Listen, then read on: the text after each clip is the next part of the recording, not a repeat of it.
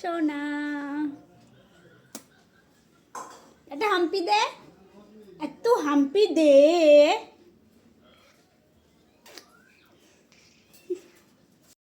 বেশ অনেক দিন, অনেক মাস বলতে পারো, অনেক মাসই হয়ে গেছে তোমাদের সাথে কোনো ভিডিওই আমি শেয়ার করি না।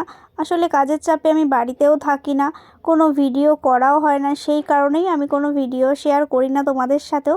কিন্তু আজ বলতে কি বেশ কিছুদিন আগেই ছিল আমাদের বাড়ি বলতে পারো ছোট করে একটা গোপালের উৎসব করেছিলাম আমরা। তো সেই জন্যই দেখো আমি এখানে সুজি বানিয়ে নিলাম, তারপরে আমি কিছু ভাজাভুজি ছিল সেগুলো করে নিয়েছিলাম, আর এই রান্নাগুলো তো মাই করেছিল, আর বৌদি এদিকে ময়দাটাও মেখে নিচ্ছিল। তো পুজোর জন্য কি কি রান্না হয়েছিল সেসবই তোমাদের দেখাচ্ছি। তো মা সব কিছু সকাল সকাল উঠে আয়োজন করছিল, যেহেতু আজকে গোপালকে অনেক দিন বাদেই ভোগ দেওয়া হবে, সেই কারণেই সব কিছু আয়োজন করা হয়েছিল। আর তোমাদের বাড়ি কার কার বাড়ি গোপাল আছে অবশ্যই আমাকে কমেন্ট করে জানিও।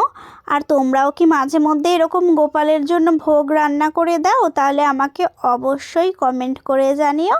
আর আমার গোপু সোনাদের কেমন লাগছে অবশ্যই তোমরা বলো। আবারও খুব চেষ্টা করব খুব তাড়াতাড়ি তোমাদের জন্য সুন্দর সুন্দর ভিডিও নিয়ে আসার। আর আজকে কি কি রান্না হয়েছিল চলো তোমাদের দেখিয়ে দিই। হয়েছিল শাক ভাজা, হয়েছিল ভেজ ডাল, হয়েছিল ফুলকপি আলুর রসা, হয়েছিল পনিরের তরকারি, আর মানে আলু পনির দিয়ে একটা তরকারি, আর হয়েছিল চাটনি, পাঁপড়, মিষ্টি, দই, আর ছিল হচ্ছে ফল প্রসাদ, আর ছিল সবচাইতে গোপালের পছন্দের ননি। ব্যাস এইটুকুই ছিল। ও আরও ছিল লাউ ঘন্ট ছিল, মানে আজকে অনেক কিছু রান্না হয়েছিল। তো চলো বাই বাই।